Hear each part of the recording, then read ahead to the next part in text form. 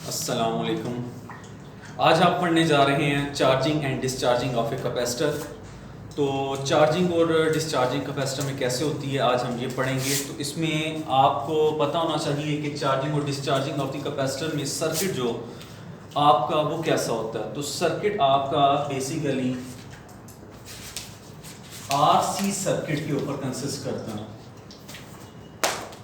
RC circuit, इसको RC circuit क्यों कहते हैं?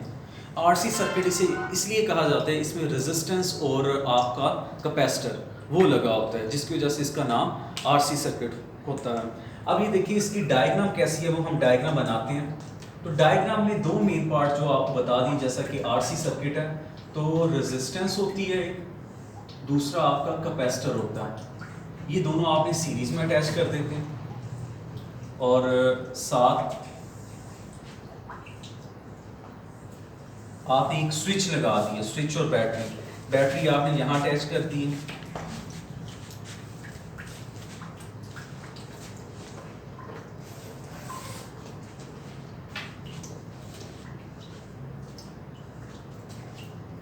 ये आपका कैपेसिटर है, कैपेसिटर को C से शो करते हैं, रेजिस्टेंस को R से, बैटरी को V0 से।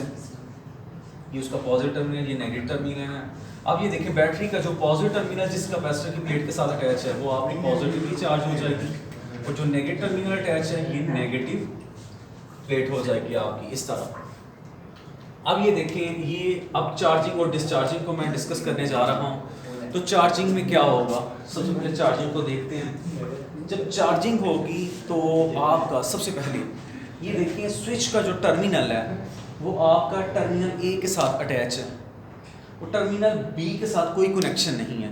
तो उससे होगा क्या, आपकी ये बैटरी जो V0 है इस कैपेसिटर को चार्ज करेगी, और जो आपका सर्किट कंप्लीट होगा वो कैसे होगा, आपकी करंट इधर से जा रही है ऐसे नीचे से ऊपर, ऊपर से इधर इस साइड पे जाएगी और इधर से होती हुई दोबारा आपकी नेगेटिव टर्मिनल पर आ जाएगी। इस तरफ तो जाएगी नहीं क्योंकि इधर कनेक्शन ही नहीं है, तो इधर से तो पास करेगी नहीं। अगर इसका कनेक्शन हो जाए तो फिर तो इसके साथ कनेक्शन हो जाए, फिर तो नीचे से ही फ्लो हो जाएगी, ऊपर नहीं जाएगी।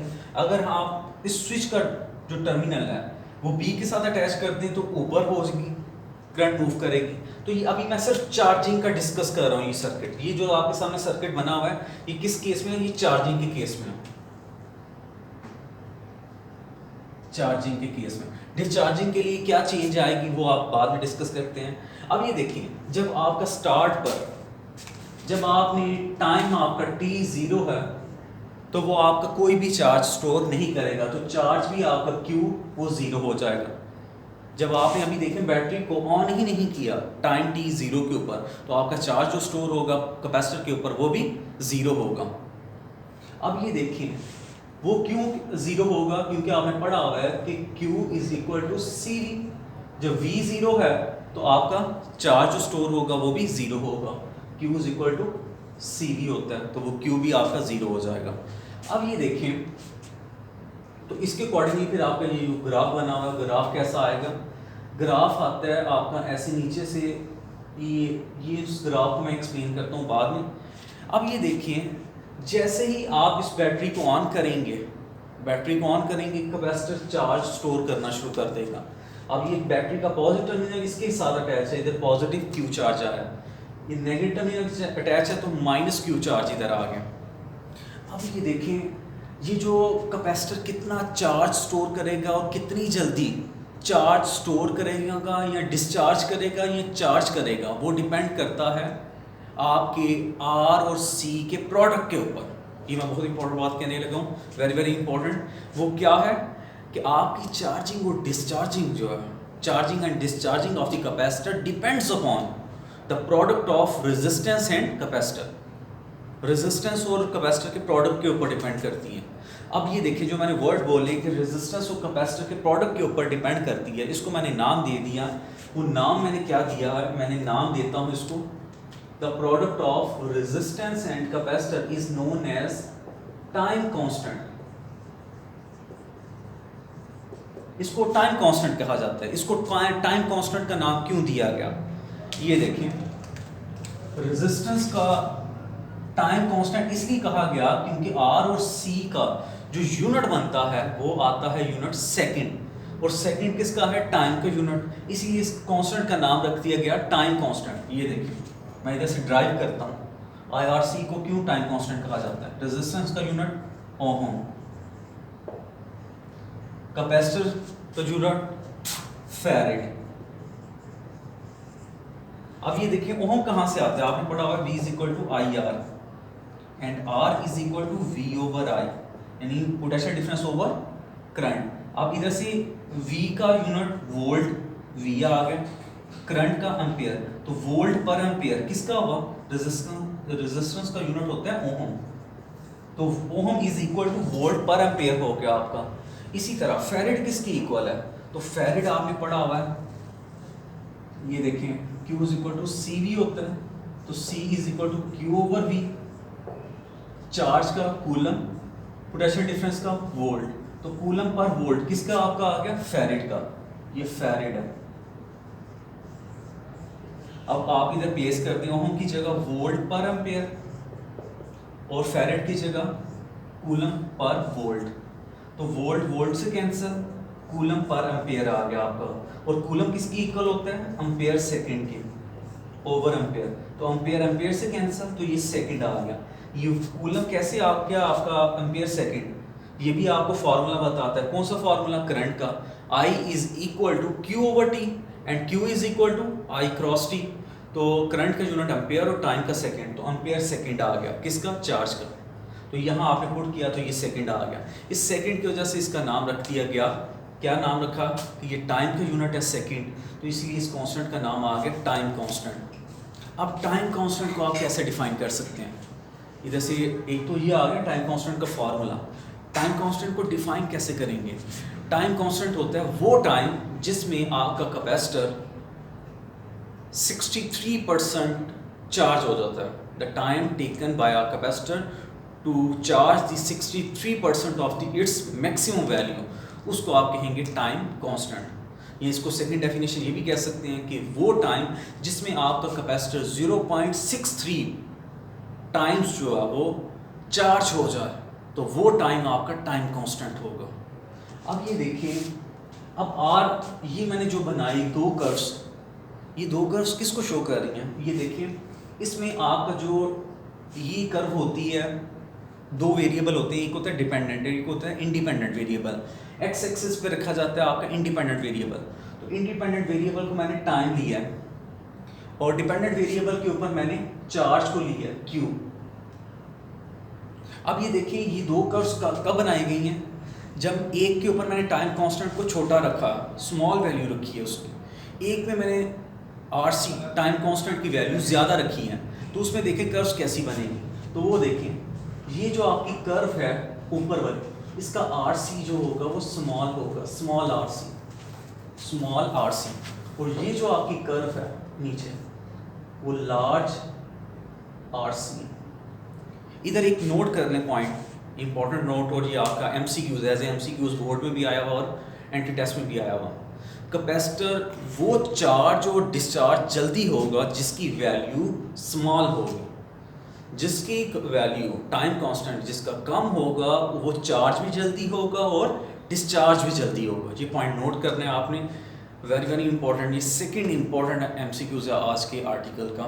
वो क्या है? जिस कैपेसिटर का टाइम कांस्टेंट स्मॉल होगा वो चार्ज भी जल्दी होगा और डिस्चार्ज भी जल्दी होगा। तो ये देख रहे हैं आपका स्मॉल RC है, RC मीन्स टाइम कांस्टेंट, जिसका टाइम कांस्टेंट कम है वो चार्ज भी जल्दी, ये शो कर रहा है ऊपर कर्व ज़्यादा ऊपर, इट मीन्स वो अपनी मैक्सिमम वैल्यू को जल्दी अप्रोच कर गया है। तो ये देखें, ये इधर आ गया मैक्सिमम वैल्यू जितनी वो चार्ज कर सकता है, Q = CV, वो कर गया है, जल्दी कर गया। और ये जो है जिसका लार्ज है वो बाद में करेगा, लेट करेगा। तो ये है आपका ऐसे कर्व शो कर रहा है ये, और ये आप कह सकते हैं कि 50% से ऊपर ये वो लेवल है जहाँ 0.63 टाइम्स जो है वो इक्विलिब्रियम स्टेट से वो चार्ज कर देता है, 63% चार्ज हो जाता है। तो ये कर्व शो कर रही है इस तरह। तो ये आपका बेसिकली एग्जाम्पल भी हो गई है, ये जो मैंने सोल्यूशन किया है ये एग्जाम्पल भी होगी, और किस तरह उसने कहा R C is equal to time constant है वो भी क्लियर हो जाएगा पॉइंट। अब चलते हैं हम डिस्चार्जिंग के ऊपर। डिस्चार्जिंग में आपने चार्जिंग का तो आपने देख लिया, अब डिस्चार्जिंग में इसी सर्किट को आपने चेंज करना है, इसी सर्किट को। वो कैसे? अब ये देखें, जब आपका कैपेसिटर चार्ज हो जाता है तब क्या होता है, तब ये सिंपल ये जो आपका स्विच है वो टर्मिनल ए से टर्मिनल बी पर शिफ्ट हो जाता है। अब ये देखिए ये कनेक्शन टूटकर ए से बी के ऊपर चले जाता है, तो जब बी के ऊपर चला जाता है तो नीचे वाले सर्किट से उसका कनेक्शन ब्रेक हो जाता है। तो आपका सर्किट कैसा हो जाएगा? सिंपल ये देखें सर्किट, आपने डायग्राम्स देख के घबराना नहीं है, टॉपिक टफ है, इजी है, बस समझना है आपने। ये देखिए स्विच आपका ए से बी के ऊपर चले गया तो इधर कनेक्शन ओपन हो जाएगा, तो सर्किट डायग्राम आपकी कुछ ऐसे बन जाएगी। वो देखें ये रेजिस्टेंस है, आगे आपका कैपेसिटर है, ये आपका स्विच अब बी के ऊपर आ गया, बी टर्मिनल के ऊपर, ये आर है, ये सी है, और ये आपकी बैटरी ऐसे, इसका इसके साथ कोई भी कनेक्शन नहीं है। तो आप देख रहे हैं जब कनेक्शन नहीं है तो अब आपकी करंट जो है वो ऊपर ही फ्लो करेगी ऐसे, ये डिस्चार्जिंग के केस में आप आपकी करंट ऐसे ऊपर, ये आपका Q प्लस क्यू जो चार्ज है वो रेजिस्टेंस में यूज होगा, और उसको यूटिलाइज करने के लिए माइनस क्यू नेगेटिव प्लेट से भी उसको यूटिलाइज किया जाएगा, वो इक्विलिब्रियम स्टेट बरकरार रखने के लिए। तो ये डिस्चार्जिंग में होगा। अब डिस्चार्जिंग में कर्व देखें आपकी कैसी बनेगी, कर्व्स आपकी कुछ ऐसे हो जाएंगी। अब चार्ज तो हो गया होगा, ये Q है और ये T है, अब कर्व्स आपकी मैक्सिमम वैल्यू से डाउनवर्ड आनी। कर्व्स को मैं इससे शो करता हूँ। अब ये कर्व्स को भी अगर आप देखें ध्यान से, मैंने जब कहा था कि जिसका टाइम कांस्टेंट कम होगा वो चार्ज भी जल्दी होगा और डिस्चार्ज भी जल्दी होगा, तो ये नीचे जो जल्दी आ रहा है इट मीन्स वो डिस्चार्ज भी जल्दी हो रहा है, ज़ीरो स्टेट पर आ रहा है, तो चार्ज उसका जल्दी यूटिलाइज हो रहा है। तो ये जो नीचे वाली कर्व होगी वो कौन सी होगी? जिसका टाइम कांस्टेंट आर सी वो स्मॉल होगा, स्मॉल आर सी, और ये जो कर्व ऊपर होगी वो लार्ज आर सी। तो ये इस कर्व्स जो आपने बनानी है वो क्या शो कर रही हैं, वो यही आपकी बता रही हैं। और सेकेंड थर्ड इंपॉर्टेंट पॉइंट जो आपका है, कैपेसिटर की चार्जिंग और डिस्चार्जिंग की जो कर्व्स आती हैं आपके पास वो एक्सपोनेंशियल आती हैं। ये आपको शो हो रहा है कि एक्सपोनेंशियल कर्व्स हैं, लीनियर कर्व नहीं है, पैराबोला शेप नहीं है, कोई और ये एक्सपोनेंशियल कर्व्स हैं। तो ये ग्राफ्स इनके एक्सपोनेंशियल बनते हैं चार्जिंग और डिस्चार्जिंग के केस में। तो इनकी मैं इक्वेशंस भी यहाँ लिख देता हूँ आपके पास एक्स्ट्रा इन्फॉर्मेशन के लिए जो बुक के ऊपर नहीं लिखी हुई, तो ये भी नोट कर लें। चार्जिंग के लिए जो आपकी इक्वेशन आती है वो Q is equal to Q not 1 minus e raise to power minus t over R C, ये है इक्वेशन चार्जिंग के लिए। और डिस्चार्जिंग के लिए क्या है?